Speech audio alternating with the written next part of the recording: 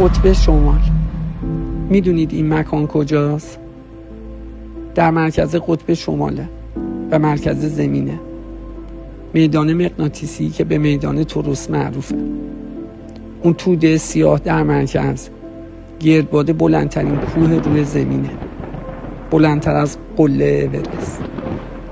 اونقدر بلنده که حتی به ابرها هم میرسه. این صخره سیاه کوه میرو یا کوه زیون هم معروفه.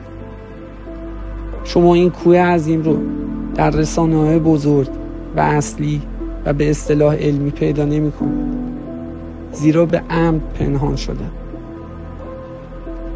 اگر دنیا میدونست چنین کوه عظیمی در مرکز زمین وجود داره، مسیر تاریخ تغییر پیدا می‌کنه. این شامل ماهیت واقعی جهان ما نیز میشه. نظریه زمین کروی